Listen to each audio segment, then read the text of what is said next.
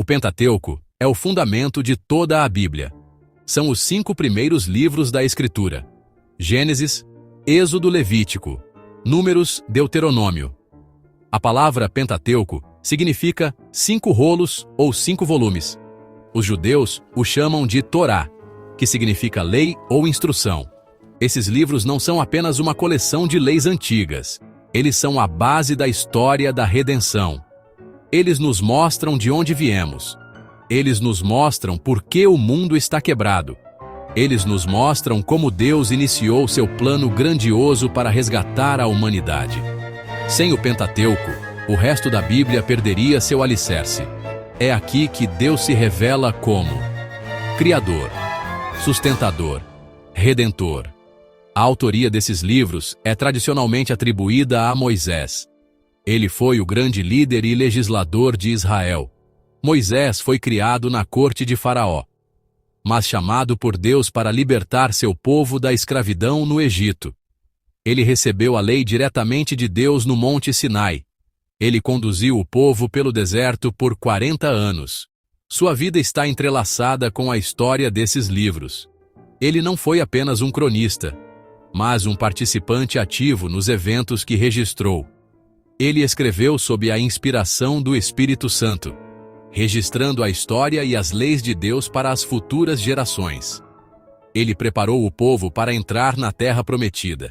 Gênesis é o livro dos começos. Ele responde às perguntas mais fundamentais da vida. De onde viemos? Por que estamos aqui? O que deu errado? Este livro abre a cortina da história e nos mostra Deus criando os céus e a terra com o poder de sua palavra. Ele narra o início da humanidade, a instituição do casamento, o começo do trabalho. Mas Gênesis também é o livro da queda.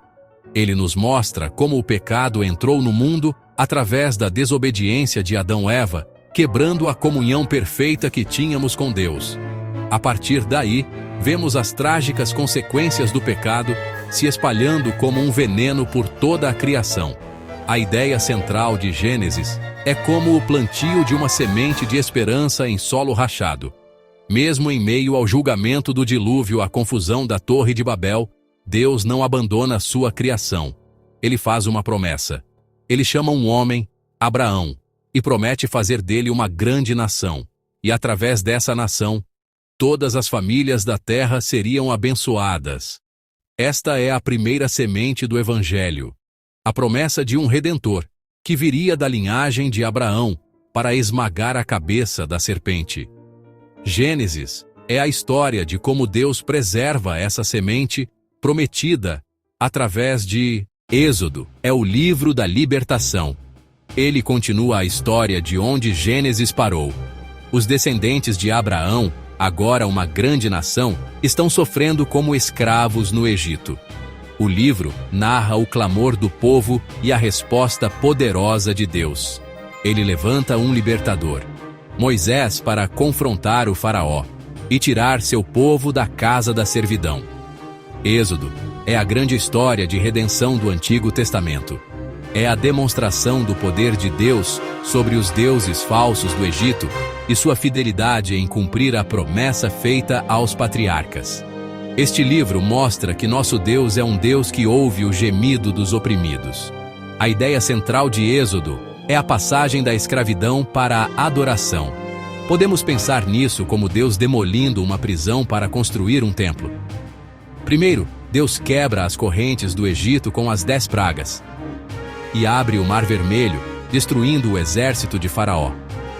Esta é a demolição. Depois de libertar o povo, Deus os leva ao Monte Sinai. Lá, ele lhes dá a lei, que são as plantas para uma nova vida.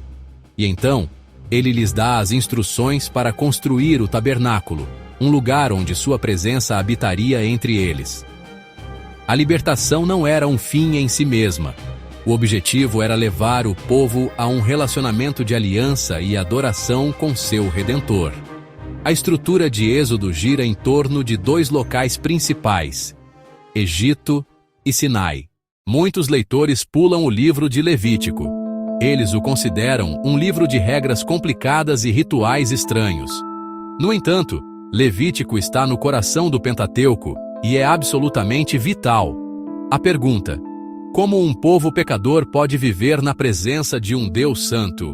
Êxodo terminou com a glória de Deus enchendo o tabernáculo. Nem Moisés podia entrar. Levítico fornece o caminho. É o manual de instruções para a adoração e vida santa. Palavra-chave: santidade. Sede santos, porque eu, o Senhor, vosso Deus, sou santo. É o coração do livro. Metáfora: uma ponte. De um lado, humanidade pecadora. Do outro, Deus perfeitamente santo. O abismo entre eles é intransponível. Levítico constrói a ponte pelo sistema sacrificial e pelo sacerdócio. Os sacrifícios ensinavam a gravidade do pecado, que exige morte, e a necessidade de um substituto.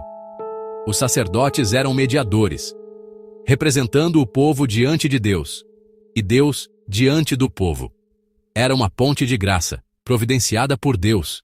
Estrutura: capítulos 1-16. Caminho da santidade via sacrifício. Detalha 5 tipos principais de ofertas. Culmina no dia da expiação, Yom Kippur. O sumo sacerdote entra no Santo dos Santos para expiar o povo. Capítulos 17-27. Prática da santidade na vida diária. O livro de Números recebe seu nome dos 2 censos das 2 contagens do povo que são registradas em suas páginas. No entanto, um título mais descritivo seria No Deserto. Este livro narra a jornada de Israel desde o Monte Sinai até as fronteiras da Terra Prometida. É uma história agridoce, é uma história da contínua fidelidade de Deus, mas também da teimosa infidelidade de seu povo. Números é um registro sóbrio das consequências da incredulidade e da rebelião. O que deveria ter sido uma curta viagem de 11 dias se transformou em uma peregrinação de 40 anos. A ideia central de Números pode ser comparada a uma longa e difícil caminhada de reabilitação. O povo havia sido libertado da escravidão física no Egito, mas sua mente ainda era escrava. Eles murmuravam, reclamavam, se rebelavam e desejavam voltar para a escravidão.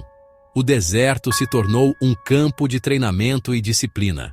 Foi um lugar onde Deus testou seu povo e lhes ensinou a depender totalmente dele para o pão de cada dia, o maná, a água da rocha, a direção à coluna de nuvem, a coluna de fogo. A geração que saiu do Egito, com sua mentalidade de escrava, pereceu no deserto. Uma nova geração precisou ser levantada para entrar na terra da promessa. Deuteronômio é o discurso de despedida de Moisés. Seu nome significa segunda lei, mas não é uma nova lei. É uma repetição, é uma exposição e a aplicação da lei dada no Sinai para uma nova geração. A geração que experimentou o Êxodo e recebeu a lei no Sinai havia morrido no deserto por causa de sua incredulidade. Agora, seus filhos estavam prestes a entrar na terra prometida. Moisés, com 120 anos, sabendo que não entraria com eles, reúne o povo nas planícies de Moabe para lembrá-los da aliança de Deus. Ele os chama a lembrar do passado, a obedecer no presente e a se dedicar a Deus no futuro. A metáfora para Deuteronômio é a de um pai amoroso, dando seus conselhos finais a seus filhos antes de uma grande jornada. O tom do livro é urgente, apaixonado e pessoal. Moisés não fala apenas como um legislador, mas como um pastor. Ele apela ao coração do povo. Ele os exorta a amarem o Senhor de todo o coração, alma e força. Ele os adverte contra os perigos da idolatria e do esquecimento de Deus quando chegassem à terra da abundância. O livro apresenta 2 escolhas, 2 caminhos: o caminho da vida e da bênção, que vem da obediência, o caminho da morte e da maldição, que vem da desobediência. A estrutura de Deuteronômio se assemelha a um antigo tratado de suzerania, um tipo de pacto entre um grande rei e seus vassalos. O Pentateuco, em sua totalidade, lança as bases indispensáveis para toda a narrativa bíblica. Ele não é apenas um conjunto de histórias antigas ou um código de leis obsoleto. Ele é a fundação sobre a qual todo o edifício da revelação de Deus é construído. Sem Gênesis, não entenderíamos a origem do pecado e a necessidade de salvação. Sem Êxodo, não teríamos o paradigma da redenção. Sem Levítico, não compreenderíamos a santidade de Deus e a necessidade de um sacrifício. Sem Números, não veríamos as consequências da incredulidade. E sem Deuteronômio, não entenderíamos que a obediência flui de um coração que ama a Deus. Esses 5 livros são como a planta baixa de uma catedral magnífica. Eles estabelecem os padrões, introduzem os temas e criam a expectativa para algo maior que está por vir. O Pentateuco é cheio de sombras, tipos e figuras que apontam para uma realidade futura. O Cordeiro Pascal, o maná do céu, a água da rocha, a serpente de bronze, o sumo sacerdote, o profeta como Moisés, são todos setas apontando para uma única direção: a pessoa e a obra de Jesus Cristo. Ele é a realidade para a qual todas essas sombras apontavam. Ele é o verdadeiro Cordeiro de Deus, o verdadeiro pão da vida, o verdadeiro sumo sacerdote e o profeta final. O Novo Testamento constantemente se refere ao Pentateuco para explicar quem é Jesus e o que ele fez. O autor de Hebreus, por exemplo, dedica grande parte de sua carta para mostrar como o sacerdócio e os sacrifícios de Levítico são cumpridos e superados em Cristo. O apóstolo Paulo usa a história de Abraão em Gênesis para explicar a justificação pela fé. O próprio Jesus, após sua ressurreição, caminhou com 2 discípulos na estrada de Emaús, começando por Moisés e por todos os profetas. Explicou-lhes o que constava a respeito dele em todas as Escrituras.